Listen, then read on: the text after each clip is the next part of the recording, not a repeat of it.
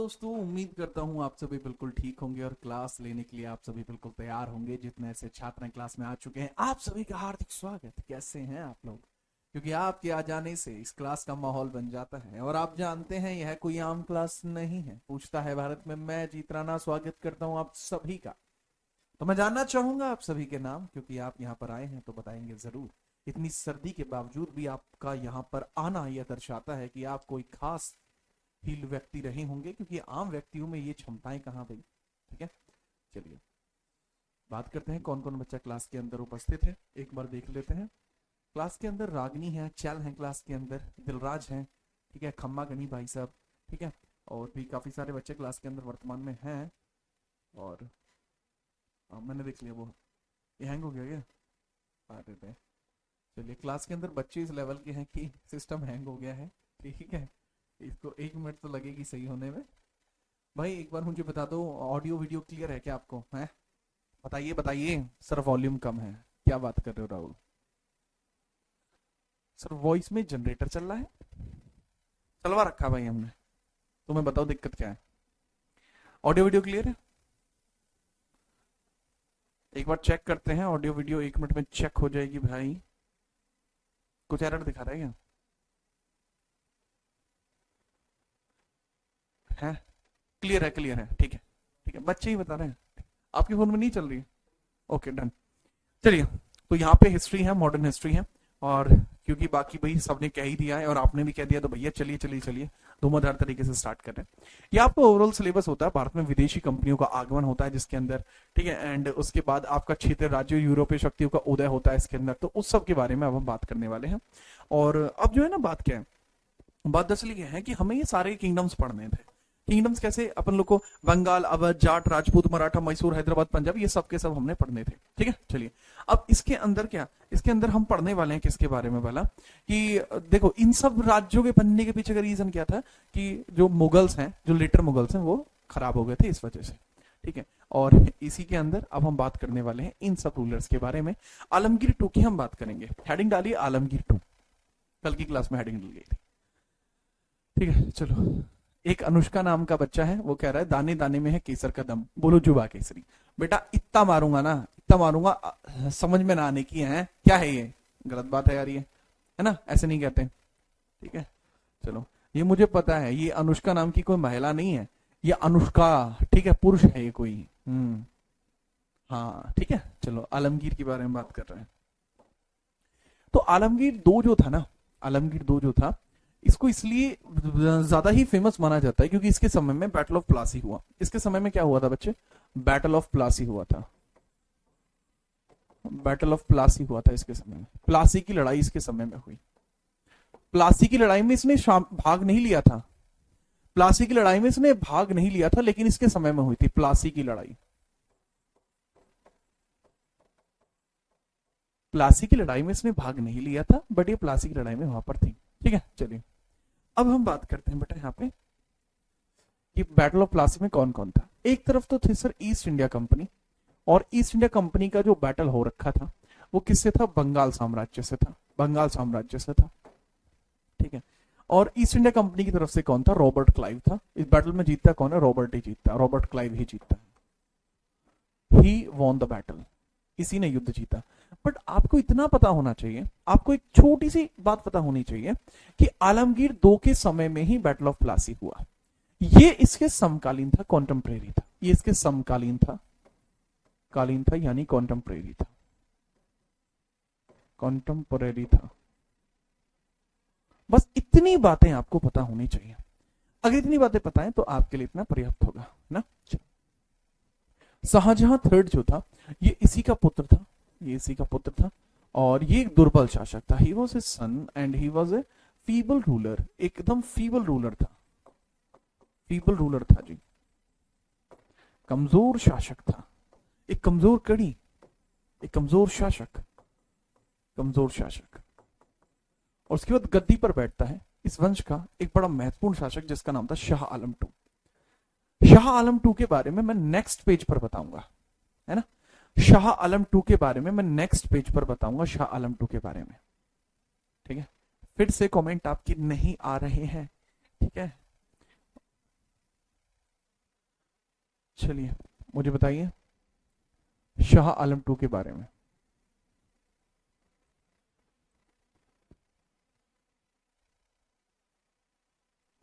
हाँ भाई, thank you आप सभी का। ठीक है सर, इसके पीछे का रीजन क्या था? ओके बेटा, इसके पीछे का जो रीजन था आखिरकार क्यों ये लड़ाई हुई थी, वो बंगाल के बारे में बात करेंगे।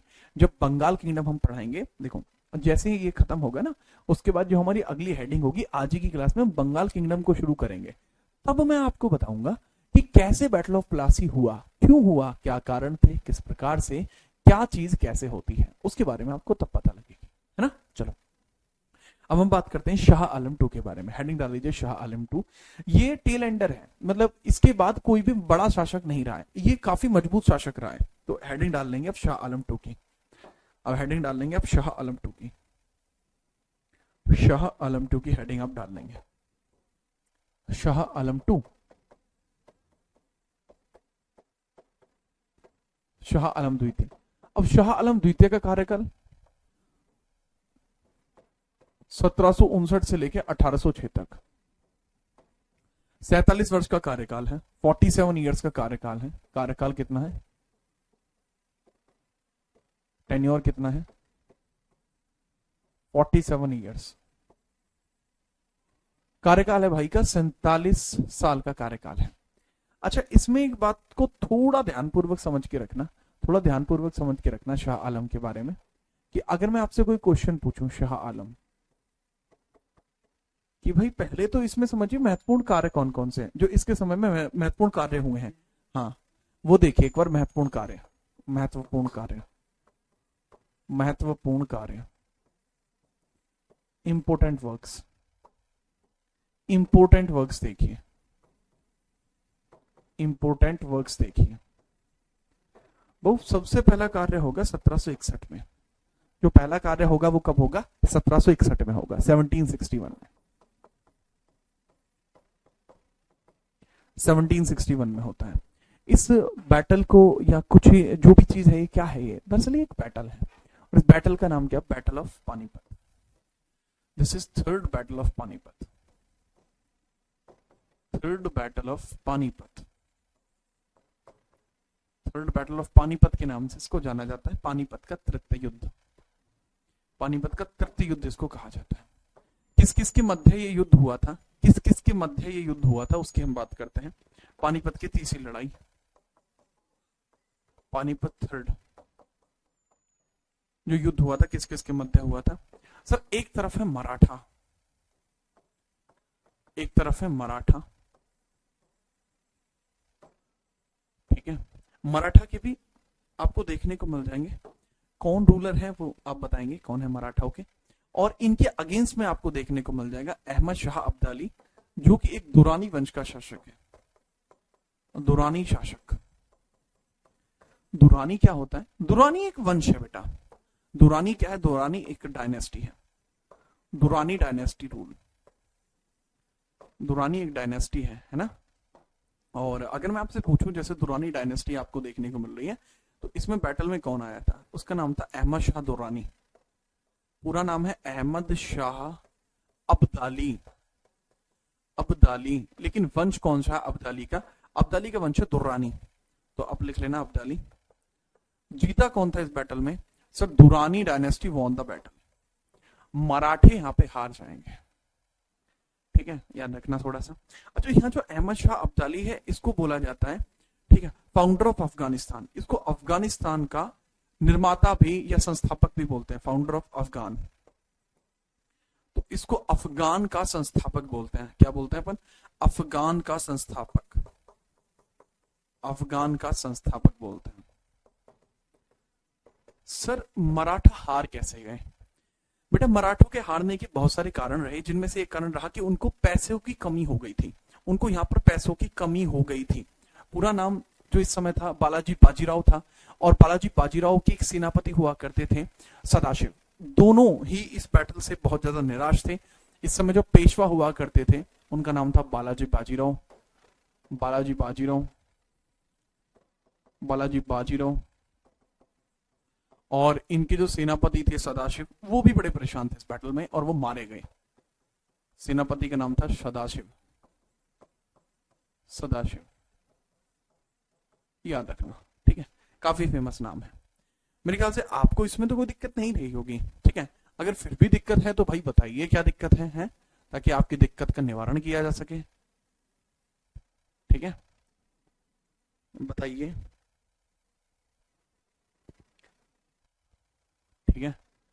काफी ज्यादा इश्यूज मुझे लग रहा है कि आ रहे हैं, क्योंकि कमेंट नहीं आ पा रहे हैं भैया आप लोगों के।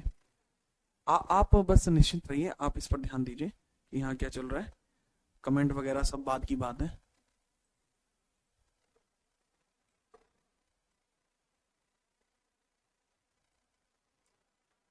ठीक है, हाँ हाँ ठीक है, ठीक है, चलिए चलिए। हाँ, कमेंट्स का इशू था। हाँ जी, climate condition, okay. Madhav Rao from, yes, Balaji Bajirao, इनका नाम माधव राव भी है, याद रख सकते हैं, ठीक है। Also known as Madhav Rao, also known as Madhav Rao, Madhav Rao भी कहते हैं। एंड आंसर दिया गया चल के द्वारा, and that was very clear and lucid answer, काफी अच्छा आंसर था, है ना। चलिए, ओके, ठीक है। सर क्या माधव राव जी की डेथ इसी बैटल में होगी थी? नहीं बेटा, बैटल में इसमें नहीं हुई थी, वो इस बैटल को तो सरवाइव कर जाते हैं, उसके बाद उनकी डेथ होती है, ठीक है, याद रखना। तो ये एक इंपॉर्टेंट कार्य है जो शाह आलम के समय में हुआ, पहला इंपॉर्टेंट कार्य। दूसरा इंपॉर्टेंट कार्य कहां हुआ है वो समझिए। सेकंड इंपॉर्टेंट वर्क हुआ है 1764 में, जिसको कहा जाता है बैटल ऑफ बक्सर। 1764 का बैटल ऑफ बक्सर इसके समय में हुआ। बक्सर का युद्ध भी इसी के समय में हुआ। बक्सर कहां पे बताइए जरा, मैं जानना चाहूंगा कि आप मुझे बताएं कि बक्सर कहां पर है ना। चलिए, okay okay. Sir GDP and GST पे कुछ कहिए। अरे बोलेंगे भाई, बोलेंगे, ठीक है, हम भी बोलेंगे, निश्चिंत रहिए। निर्मला जी को बोलने तो पहले ना। सर नाना साहिब कौन थे? बेटा नाना साहिब के बारे में भी आगे आएगा जब मराठा पढ़ाएंगे, ठीक है, बाकी लोग के पढ़ाएंगे, तब नाना साहिब भी आएंगे, ठीक है। अभी इधर ध्यान दो, बैटल ऑफ बक्सर के बारे में ध्यान दो। एक तरफ कौन है? एक तरफ है ईस्ट इंडिया कंपनी,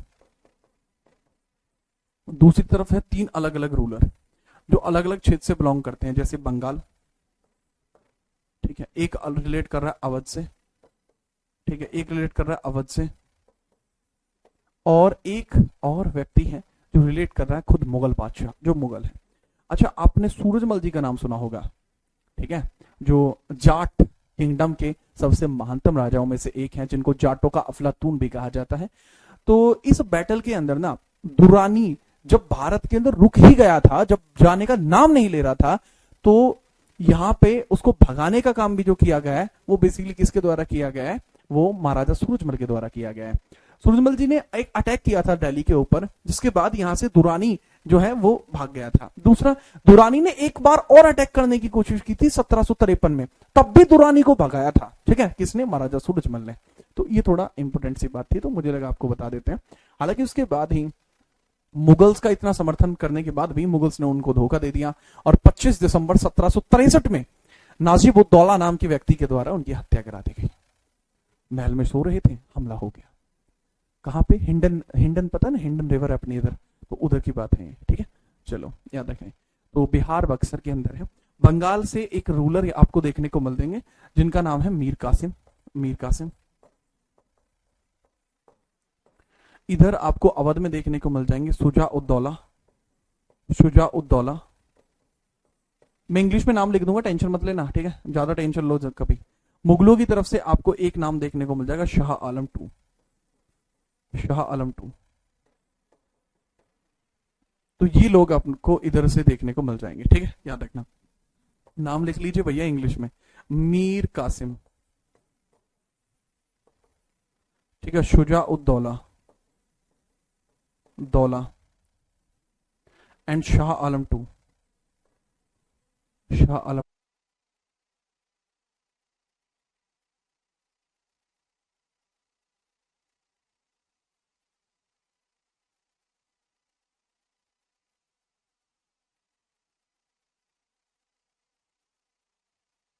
क्लास क्यों नहीं चल रही है?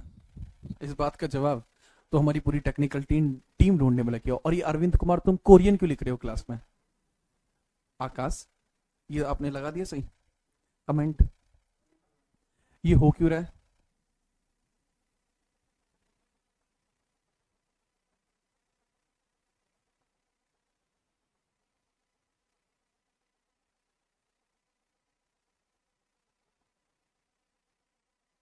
करो एक बार। चलिए एक बार मुझे आप बताइए, क्या अभी आप मुझे देख पा रहे हैं? आपको जो भी असुविधा हुई है उसके लिए खेद है, ठीक है, आप निश्चिंत रहिए। इतना ज्यादा भी टेंशन मत लिया करो, क्योंकि बक्सर युद्ध के समय बंगाल के नवाब कौन थे? काफी अच्छा जवाब है प्रतिमा का। प्रतिमा कह रही है कि सर वो मीर जफर थे। जी हाँ, मीर जफर थे, लेकिन डिस्प्यूटेड पद था।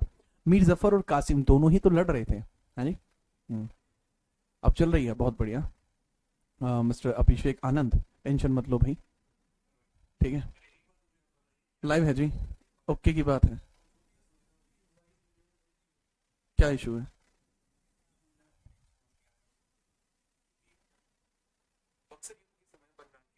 ठीक है जो, ठीक है आप ठीक करो, मैं इसको आगे बढ़ाता हूँ। इसके अंदर भी क्या होता है भाई, इसके अंदर भी बेसिकली कौन जीतता है? इसके अंदर भी हेक्टर मुनरो ही बैटल को जीतता है, ठीक है, तो इसको भी थोड़ा सा याद रखना। इसके बाद हम आगे बढ़ेंगे और आगे देखेंगे कि किस प्रकार से माहौल चला है। बट एक बात और याद रखना, जैसे मैंने आपसे पूछा कि भाई शाह आलम सेकंड है, जैसे शाह आलम सेकंड है, इसके बारे में एक बात आपको याद रखनी है कि शाह आलम सेकंड तो हो गया, ये शाह आलम प्रथम कौन था? शाह आलम प्रथम कौन था? मैंने आपसे पूछा एक क्वेश्चन, मैंने आपसे पूछा कि शाह आलम द्वितीय, नहीं, शाह आलम प्रथम किसका नाम था? किसका नाम था? तो शाह आलम प्रथम किसका नाम था, मैंने आपसे पूछा है। हमारे यहाँ एक आकाश नाम का लड़का है जो बिहार से है, और इनके विवाह की हम चाहते हैं, अगर आपके आस पड़ोस में कोई हो, ठीक है, ठीक है। शाह आलम किसका नाम था? तो बताइए शाह आलम किसका नाम था? अब मैंने आपसे पूछा, इसका क्वेश्चन बताना है आपको। शाह आलम किसका नाम था? ऑप्शन दे देता हूँ। आलमगीर का, आलमगीर, आलमगीर, ठीक है, बहादुर शाह, शाहजहां सेकंड, या फिर मोहम्मद शाह?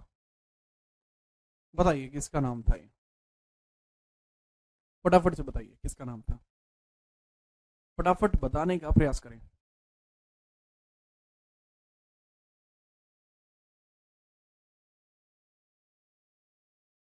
जैसा कि मैं देख पा रहा हूँ, कुछ बच्चे आंसर कर पा रहे हैं जबकि कुछ आंसर नहीं कर पा रहे हैं। जो आंसर नहीं कर पा रहे हैं, सबसे पहले आपको टेंशन नहीं लेनी है, और आपको याद रखना होगा जो शाह आलम फर्स्ट था वो बेसिकली बहादुर शाह का ही नाम है, जिसको शाह ए बेखबर भी बोलते थे।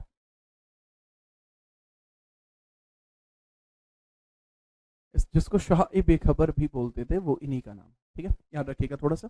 और यहाँ पर मैंने इनके बारे में आपको चीजें क्लियर कर दी। शाह आलम टू, शाह आलम टू के समय में जितने भी महत्वपूर्ण काम हुए हैं वो अभी वर्तमान में आपके बोर्ड पर लिखे हुए हैं, ठीक है, वर्तमान में आपके बोर्ड पर लिखे हुए हैं। इसके अलावा एक और इम्पोर्टेंट चीज, 1803 में जब दिल्ली के ऊपर ब्रिटिशर्स ने अपना कब्जा किया, तो वो भी इसी के समय में हुआ था, वो भी इसी के समय में हुआ था, ठीक है, अब लिखना 1803 में दिल्ली पर कब्जा, या दिल्ली पर ब्रिटिश का कब्जा, दिल्ली पर ब्रिटिशों का कब्जा, ब्रिटिशों का कब्जा इसी के समय में हुआ, इसी के समय में हुआ। तो याद रखना इसके बारे में, ठीक है, याद रखना, ठीक है, जी हाँ, कि भैया जो British British capture of Delhi in 1803 was in the tenure of Shah Alam second, ये इसके समय के महत्वपूर्ण कार्य है, ठीक है, जी हाँ। सर उसका नाम तो मुअज्जम था, अरे ये मुअज्जम भी उसी का नाम था भाई, ठीक है, मुअज्जम भी इसी का नाम था, मुअज्जम भी इसी का नाम था, कई सारे नाम थे इसके। ठीक है, हाँ ऐसे ही था। ओके, आलमगीर फर्स्ट कौन था? एक बच्चे का पूछना, sir who was Alamgir first? बेटा आलमगीर फर्स्ट, ये अच्छा सवाल है, हालांकि इसका आंसर बहुत आसान हो जाएगा। औरंगजेब आलमगीर फर्स्ट था, औरंगजेब ही आलमगीर फर्स्ट था। Do you got that? तो यहाँ पे आके इसकी भी पार्किंग लग जाती है, इसका भी खेल खत्म यहाँ पर हो गया। इसके बाद हम आगे बढ़ते हैं, बाकी के जो रूलर हैं, जैसे अकबर द्वितीय, काफी खास हो जाएगा, अकबर द्वितीय काफी खास हो जाएगा, याद रखना। अब अकबर द्वितीय जो था, इसने ब्रिटिशर्स के अधीन शासन किया है। ठीक है, ठीक है। कब्जा क्या होता है? दुर्गेश तुम्हें कब्जा नहीं पता है? कब्जा नहीं पता यार, कैसे बच्चे हो तुम? कब्जा अगर देखना है तो आप आइए हमारे यहाँ पर, आपको कब्जा दिखाते हैं। ठीक है, आपने वो गाना नहीं सुना, होका और खाट नहीं देखे, कब्जे के पलाट नहीं देखे, लाग गया हरियाणे नहीं की है। चलो ठीक है, ओके ओके ओके। अब यहाँ पे समझिएगा कि नेक्स्ट रूलर कौन है आपका। नेक्स्ट रूलर आपको देखने को मिलता है अकबर द्वितीय। ठीक है, अकबर द्वितीय, अकबर द्वितीय, अकबर द्वितीय की हम बात कर रहे हैं। ठीक है, चलिए। सर आपने शाहजहां थर्ड लिखवाया था, कहां पर? शाहजहां थर्ड लिखवाया था? अरे भाई ये तो ऑप्शंस है ना खाली, ये तो ऑप्शंस है खाली, ये तो नॉर्मल ऑप्शंस है, इनका ज्यादा कोई लेना देना नहीं है। जो ये है ना अपना शाह आलम फर्स्ट, ये जो है ये बहादुर शाह है। हाँ ठीक है, तो इसको थोड़ा याद रखना। बट फिर भी मैं एक बार रीचेक कर लूँगा, उसके बाद हम देख लेंगे। बट अकबर दो के बारे में बात करते हैं। अकबर दो जो है ये 1806 में गद्दी पर बैठता है, 1837 तक रहता है। इसके बाद नेक्स्ट रूलर जो होगा वो साथ के साथ ही यहाँ पे कवर कर देंगे। अब अकबर दो के बारे में बताऊं तो याद रखना, इसने मुगलों के अधीन शासन किया है, सॉरी, इसने अंग्रेजों के अधीन शासन किया है, इसने अंग्रेजों के अधीन शासन किया,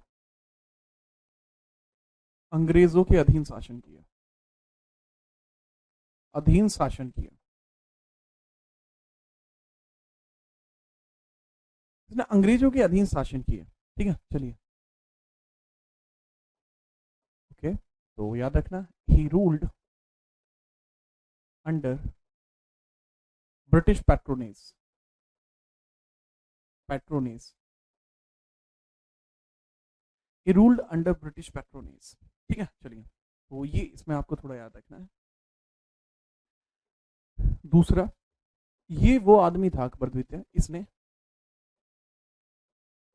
अकबर द्वितीय ये था, इसने अंग्रेजों से पेंशन की मांग भी की थी, इसने अंग्रेजों से पेंशन की मांग की थी, पेंशन की मांग भी की थी, की मांग भी की थी, demanded pension from Britishers, demanded pension from Britishers, demanded pension from Britishers. किसने ब्रिटिशर से पेंशन की डिमांड भी की थी। ठीक है, चलिए, ये भी थोड़ा इंपॉर्टेंट इसमें पॉइंट रहेगा। आपने राजा राम मोहन रॉय को जानते हो? आप राजा राम मोहन रॉय, राजा राम मोहन रॉय को जानते हो? राम मोहन रॉय जानते हैं आप इन्हें? ये मित्र थे।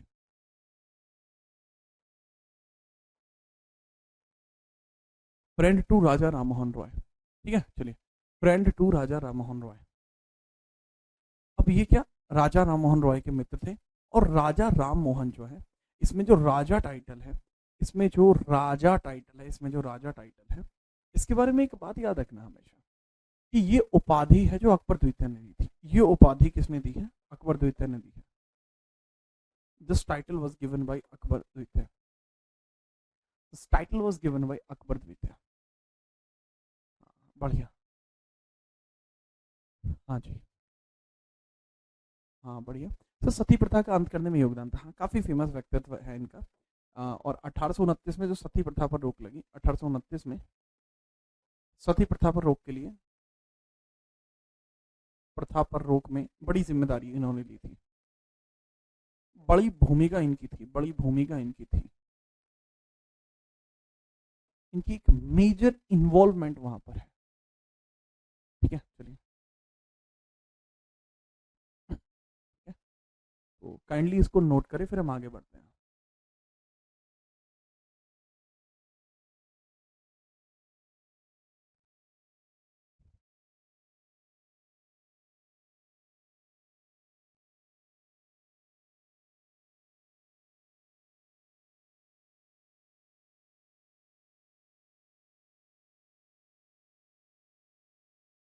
ठीक है,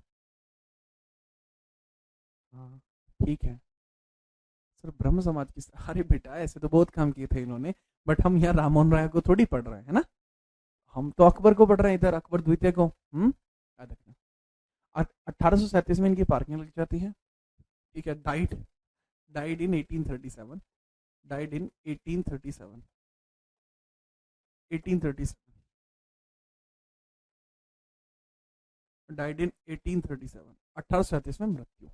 इसके बाद अगला रूलर आता है, that was Bahadur Shah second, Bahadur Shah द्वितीय। बहादुर शाह द्वितीय नेक्स्ट रूलर बना। और बहादुर शाह द्वितीय जो है ना भाई, आदमी एकदम ही अलग था, मतलब क्लासिकल आदमी था एकदम। ठीक है, आपको भी मजा आ जाएगा, किसी दिन मैं इसकी कहानी सुनाऊंगा आपको, कि मुझे बहुत कहानियां इसकी पता है, क्योंकि मित्र था जी अपना। ठीक है, अगर आपको नहीं पता, मेरठ के लोगों से इसका एक अलग संबंध है। खैर, बहादुर शाह जो है, इसका कार्यकाल है 1837 से 58, लिख लो पूरा लो। अब इसका एक उपनाम है जफर, इसका एक उपनाम है जफर। उपनाम क्या है बाबू इसका? उपनाम है जफर। रीजन, क्योंकि कविताओं में जफर लिखा करता था। ये कविताएं भी करता था, और क्या हल्के में ले रहे हो? जफर। ठीक है, इसमें जफरनामा भी लिखी है। ठीक है, याद रखना। और इसी वजह से इसका जो जफर है, ये उपनाम जफर कैसे पड़ा?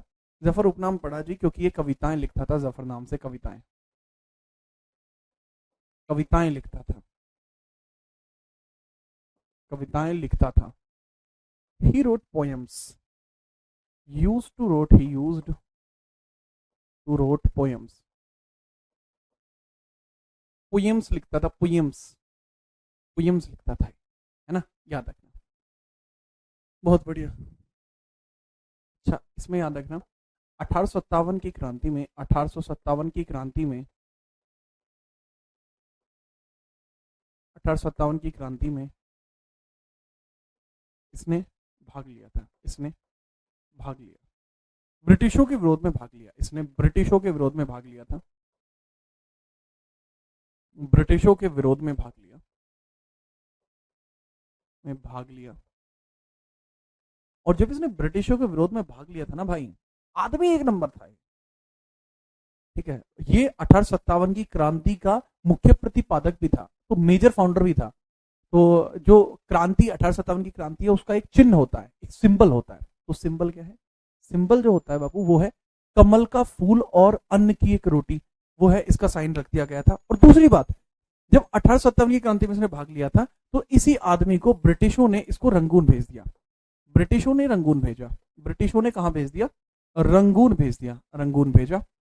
और इसके बाद 1858 में मुगल बादशाह में पद खत्म कर दिया गया बादशाह का। 1858 में मुगल बादशाह पद खत्म कर दिया। रंगून कहां पे बेटा? आज की डेट में जो म्यांमार है, इसको पहले बर्मा भी बोलते थे, इसको बर्मा, बर्मीज आर्मी सुना होगा आपने, बर्मीज आर्मी, आपने रिबेलियन अगर पढ़ा हो, ठीक है, तो उसमें है। तो 1858 में मुगल बादशाह का पद खत्म कर दिया, बादशाह पद समाप्त, पद हो गया समाप्त भाई। अच्छा सर, इसको कब भेजा था फिर वहां पे? भैया 57 में भेजा था इसको, तारीख बताऊं, 12 मई में भेजा था। दूसरा, इसी के बाद यहां जाकर ही 1862 में इसकी डेथ हो गई, और इसके बाद कोई भी अगला मुगल बादशाह बन ही नहीं पाया, यही मुगल वंश खत्म हो गया सारा कंप्लीटली। नोट करो, आगे बढ़ते हैं।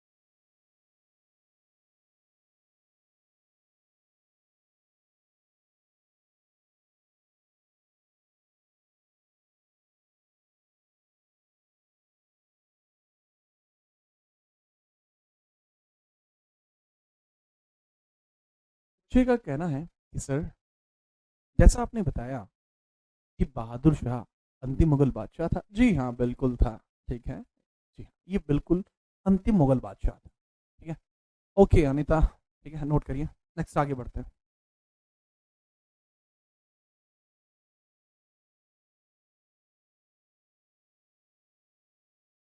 अब हम बंगाल की बात करेंगे। क्या म्यांमार इंडिया का हिस्सा था? जी हाँ, म्यांमार इंडिया का हिस्सा था। 1937 से पहले वो हमारा ही हिस्सा था। सर पोइट्री किस लैंग्वेज में लिखा करता था? फारसी में लिखता था, ये पर्शियन में लिखता था, ठीक है।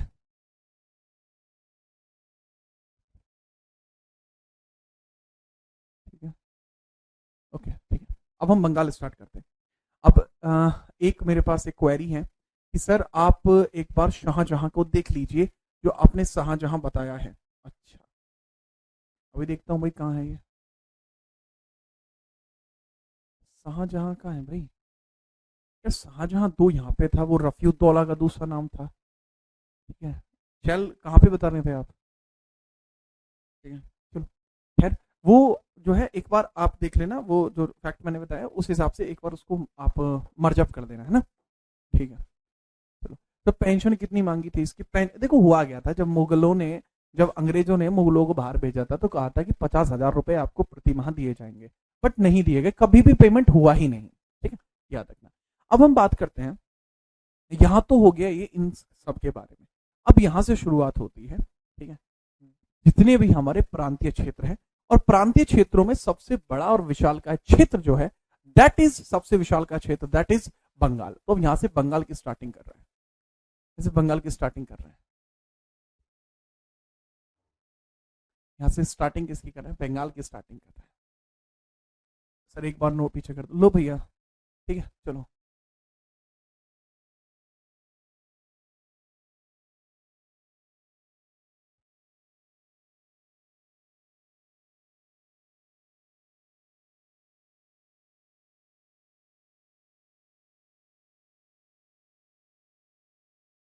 ठीक है, सर इसकी कबर कहाँ पे? यार ये क्या सवाल हुआ? देखो वैसे इसकी कबर मैं बता देता हूँ, इसकी कबर कहाँ पे। 1862 में जब ये मरा तो ये यानगांव में दबा दिया गया। यानगांव कहाँ पे? यानगांव बर्मा में ही है। ये प्रीत बेटा, ये ले, सिर्फ स्पेशली प्रीत के लिए यानगांव में है इसकी कब्र। यानगांव, यानगांव बर्मा, यहाँ पे है इसकी कब्र, यानगांव बर्मा, ठीक है, यानगांव बर्मा, ओके। अच्छा एक जगह और है जिसमें कहा जाता है कि नखलिस्तान, मुगलों का नखलिस्तान जो होता है वो कहाँ पे है? नखलिस्तान यानी जहाँ बहुत सारी कब्र हों, ठीक है, ग्रेव यार्ड काइंड ऑफ। तो वो हुमायूं टॉम को बोलते हैं मुगलों का नखलिस्तान, क्योंकि वहां 150 से ज्यादा मुगल दबाए गए हैं, ठीक है, इसलिए फेमस है वो जगह। अब यहाँ पे हम बात कर रहे हैं बंगाल के बारे में। बंगाल स्वतंत्र राज्य है, बंगाल प्रांत की हमने बात की है, और समझने का प्रयत्न करना ही होगा आपको, आपके पास कोई और विकल्प नहीं है ना। बहुत बढ़िया, लीजिए जी बंगाल। तो अब बंगाल की हम बात करते हैं, बंगाल कैसे कैसे बना है प्रारंभिक तौर पर। अब अच्छा, बंगाल एक क्षेत्र राज्य के तौर पर पढ़ रहे हैं हम, इंडिपेंडेंट बंगाल पढ़ रहे हैं हम, ठीक है, एक क्षेत्र राज्य, प्रोविंशियल किंगडम बंगाल। हेडिंग है provincial kingdom, provincial kingdom Bengal, provincial kingdom Bengal हम पढ़ रहे हैं यहाँ पे। और यहाँ पे आपको समझना होगा कि बंगाल, ये जो क्षेत्र है, जो एक समय पर पहले कभी ब्रिटिशर्स का अधिकारी था, ब्रिटिशर्स का अधिकारी था, ठीक है, चलिए, ठीक है, जैसा मैंने बताया, यह पहले, यह पहले क्या था? मुगलों, मुगल क्षेत्र का हिस्सा था, मुगल क्षेत्र का हिस्सा था, यह पहले मुगल क्षेत्र का हिस्सा था। It was part of Mughal directory, it was part of Mughal kingdom, it was part of Mughal kingdom, ये मुगल किंगडम का हिस्सा था, ये बात खत्म हुई, ठीक है। जब ये मुगल किंगडम का हिस्सा था यहाँ पर, तो आपसे पूछा जा सकता है कि यहाँ पे कौन कैसे कहाँ कब क्या हुआ। तो भाई बात है 1700 की, 1700 में एक आदमी को औरंगजेब के द्वारा बंगाल का सूबेदार बनाया गया। सूबेदार कौन होते हैं? एक तरीके से गवर्नर बनाते हैं, है ना। देखो औरंगजेब है, 1700 की बात कर रहा हूं, अभी तो औरंगजेब मरा ही नहीं है, अभी तो जीवित है ना औरंगजेब। तो 1700 एडी में 1700 एडी में ये बड़ा क्रूशियल समय 1700 एडी क्यों है सर क्रूशियल? बेटा क्रूशियल इस वजह से है 1700 एडी क्योंकि ये वो समय था जब औरंगजेब जिंदा था। तो औरंगजेब यहां पर बंगाल का नवाब चुनेगा एक व्यक्ति को। तो 1700 एडी में औरंगजेब ने बंगाल का नवाब चुना। औरंगजेब ने बंगाल का नवाब चुना, बंगाल का नवाब बनाया, या सूबेदार, नवाब रहने तो सूबेदार लिखो सीधा, बंगाल का सूबेदार बनाया। सूबेदार बनाया किसको? मुर्शिद कुली खान को, जिसका पहले नाम सूर्य नारायण मिश्रा था। कि मिश्रा जी थे और क्या, तुम्हें ऐसा ही लगा? किसको बनाया? मुर्शिद कुली खान को। सर हमारी तो किताब में नहीं लिख रहा है। अरे भाई किताब में नहीं लिख रहा है इसका मतलब ये थोड़ी सच नहीं है, सर्च करो थोड़ा है। मुर्शिद कुली खान, इसका फैमिली बैकग्राउंड देखो, ब्राह्मण परिवार में पैदा हुआ था मुर्शिद कुली खान, बाद में इसको बेच दिया गया क्योंकि पहले चलता था ना स्लेव सिस्टम, उसकी वजह से। अब यहां मुर्शिद कुली खान को बनाया जाता है। अब 1707 में मुर्शिद कुली खान के द्वारा, 1704 में एक्चुअली, नॉट 7, 1704 में मुर्शिद कुली खान क्या करता है, पहले इसके जो एरियाज हैं या एडमिनिस्ट्रेशन सेंटर है, कोई भी एरिया होगा वहां पे एक राजधानी होती है। जैसे आज की डेट में उत्तर प्रदेश की राजधानी क्या है? लखनऊ। राजस्थान की जयपुर, हरियाणा की चंडीगढ़, दिल्ली की नई दिल्ली है, ठीक है। ऐसे हर एक की राजधानी, जैसे बिहार की है पटना, मध्य प्रदेश की है भोपाल, ऐसे हर एक जगह की कैपिटल होती है। तो बंगाल की कैपिटल क्या थी? सर बंगाल की कैपिटल थी ढाका। कहां पे पड़ती है? अगर मैं इस मैप के अकॉर्डिंग बताऊं तो बंगाल की कैपिटल है ढाका, यहां पे, जो आज की डेट में बांग्लादेश में। लेकिन जो मुर्शिद कुली खान है ये बड़ा ही जोर का काम करता है। 1707 में 1704 में 1704 में 1704 में 1704 में एक बहुत इंपॉर्टेंट काम करते हैं। 1704 में बहुत इंपॉर्टेंटली बंगाल की राजधानी को ढाका से मुर्शिदाबाद कर देते हैं। बंगाल की राजधानी को बंगाल की राजधानी को बंगाल की राजधानी को ढाका से मुर्शिदाबाद कर देते हैं। ढाका से मुर्शिदाबाद कर देते हैं। ढाका से मुर्शिदाबाद कर देते हैं। मुर्शिदाबाद कर देते हैं। कहां पहुंचा देते हैं? ढाका से मुर्शिदाबाद, ठीक है। From Dhaka to Murshidabad, Murshidabad, from Dhaka to Murshidabad, ठीक है, ये पहुंचा दिया, ठीक है, ओके। दूसरा, अब आपको अगर याद हो तो 1707 में मर जाता है औरंगजेब। औरंगजेब के मरने के बाद ये जो एरिया है ना वो थोड़ा मतलब काफी ज्यादा बेकार हो गया, बंगाल में इतना कंट्रोल नहीं रहा, ठीक है। और जब बंगाल में इतना कंट्रोल नहीं रहा तो उसके बाद इसके जो आने वाले पुश्ते थे, आने वाले पुश्ते किसके पुश्ते भाई? ये जो औरंगजेब जो है ना, औरंगजेब के पुश्ते जो थे वो अच्छे नहीं थे, बहादुर शाह था, क्रैक थे एकदम।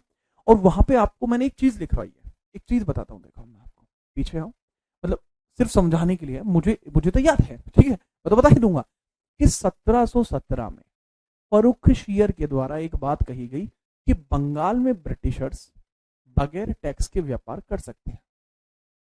अब एक बात बताओ, बंगाल का सूबेदार वो वहां हलवा बनाने के लिए बैठा है। अगर तुम टैक्स लेने की परमिशन नहीं दोगे उसे तो वो क्या करेगा? उसको गुस्सा नहीं आएगा? अगले का उसका दिल नहीं है, उसका जी नहीं करता कि लोगों में कौड़े बजा के पैसे ले? सबका जी करता है। गलत बात है, ठीक है, बट फिर भी आप सोचो कि जो वहां का सूबेदार है वो टैक्स कलेक्ट ना करे क्या? लेकिन सर वो 1717 में तो फर्रुखशियर ने कह दिया कि उनको देना ही नहीं है टैक्स। लेकिन फिर भी आप समझो, मतलब देखो, मैंने आपको एक बात बताई थी फर्रुखशियर के बारे में, इसने 1717 में फर्रुखशियर के आदेश पर बंगाल में ब्रिटिशों के लिए व्यापार कर मुक्त कर दिया। इस बात से नाराज हो जाता है मुर्शिद कुली खान, और मुर्शिद खान कहता है कि अब देख भाई, अब मैं तुझे जलवा दिखाता हूं। तो 1717 में वो बंगाल को ये जो मुगल किंगडम है उससे सेपरेट कर देता है। तो आप ये बात लिखेंगे 1717 में, 1717 में मुर्शिद कुली खान के द्वारा बंगाल को, मुर्शिद कुली खान द्वारा, मुर्शिद कुली खान द्वारा स्वतंत्र घोषित कर दिया जाता है। ठीक है, चलिए, मुर्शिद कुली खान द्वारा क्या कर दिया जाता है? स्वतंत्र घोषित कर दिया जाता है, स्वतंत्र घोषित कर दिया जाता है, घोषित किया जाता है, किया जाता है, डिक्लेयर्ड इंडिपेंडेंट। ठीक है, इसका उपनाम मोहम्मद हादी था। जी हाँ, इसका नाम जो था वो मोहम्मद हादी था। क्यों था? क्योंकि जिसने इसको खरीदा था ना, उसने इसको वो नाम दिया था। बताएंगे, उसकी भी बात बताएंगे, नेक्स्ट पेज पर बताएंगे, टेंशन फ्री रहो। तो इस स्वतंत्र घोषित किया जाता है, डिक्लेयर्ड इंडिपेंडेंट, इसको इंग्लिश में लिखेंगे डिक्लेयर्ड इंडिपेंडेंट द्वारा। किसको? बंगाल को। कहा कि बंगाल मुगलों के अधीन अब नहीं है, बंगाल एक स्वतंत्र राज्य है, डिक्लेयर्ड इंडिपेंडेंट। और ये बंगाल का बनता है पहला नवाब, और मुर्शिद कुली खान बनता है बंगाल का पहला नवाब, जो 1717 से 1727 तक रहा। अब यहीं पर आप ये लिखेंगे, तो बंगाल का पहला नवाब कौन बना? बंगाल का पहला नवाब, बंगाल का पहला नवाब कौन बना? पहला नवाब, स्वतंत्र नवाब। सर वो मुर्शिद ही तो बनेगा, मुर्शिद कुली खान, मुर्शिद कुली खान। सर ये वही वाला मुर्शिद है क्या जो गुलजार साहब अपनी अपनी कहानियों में कहते हैं? नहीं नहीं यार, ये दूसरा है, गुलजार भाई का मुर्शिद अलग है। ठीक है, तो टेन्योर कितना रहता है इनका? 1717 से 27 तक, 1717 टू 1727। वो तो अलग मुर्शिद है। ठीक है, एक बार कहा जाता है हम आपके मुर्शिद हो गए, इसका मतलब होता है कि हम फैन हो गए आपके, तो वो ऐसे भी कहा जाता है। ठीक है जी हाँ, बहुत बढ़िया। तो आज की कहानी यहीं तक रहेगी, ये यहीं तक था जी। इसके बाद हम जब कल बात करेंगे तब मैं आपको, अरे पेज तो है नहीं, हाँ, इसके बाद जब हम कल बात करेंगे तब मैं आपको बताऊंगा कि किस तरीके से बंगाल जो है धीरे धीरे ब्रिटिशर्स की गिरफ्त में आया। अभी बंगाल मुगलों के हाथ में था, स्वतंत्र हो गया, फिर इसके ऊपर ब्रिटेन जो है अपना कब्जा जमा लेगा। ठीक है, अच्छा सर वो मुर्शद है, ओह ओहो, ये तो मुझे नहीं पता था। सर क्या ये बैच सी सेट के लिए इनफ होगा? बेटा वो सिविल्स में आता है और उसके लिए अलग से पढ़ना होता है। हाँ, ऐसा नहीं है कि मेरा बैच नहीं आता है उस चीज़ का, उस चीज़ के लिए भी सिविल्स वगैरह के लिए बैचेस लाएंगे, जल्द ही लाएंगे। फिर क्या कल क्लास होगी? देखते हैं, आपको पता लग जाएगा अगर होगी तो राजस्थान वालों की तरफ से राम राम। ओके, राम राम। लेकिन अगर राजस्थान की तरफ से है तो ये खम्मा घनी होना चाहिए था। ठीक है, तो आपको राजस्थान की नहीं, हमारी तरफ से खड़ी खम्मा। ठीक है, और इसके बड़ा जय श्री कृष्णा भाई, बिल्कुल मुश्का। ठीक है, कैसा रहा सेशन ज़रूर बताइएगा। और इसके अलावा आप मुझे इंस्टाग्राम jeetrana.77 पर फॉलो कर भी सकते हैं और अपने मोहल्ले के लोगों से करवा भी सकते हैं। वहाँ एक स्कीम चल रही है, स्कीम के तहत क्या होता है कि आप अगर वहाँ आते हैं तो आपको कुछ अच्छी बातें सीखने को मिलती हैं। बहुत बेहतरीन स्कीम है, बहरहाल आप वहाँ जरूर आइए। ठीक है, चलिए, ओके, बहुत ठीक है, आगरा से राधे राधे, राधे राधे भाऊ। ठीक है, चलिए इसी प्रकार से मिलते रहेंगे, और तब तक के लिए जय हिंद, वंदे मातरम। सावधान रहिए, सुरक्षित रहिए, अपना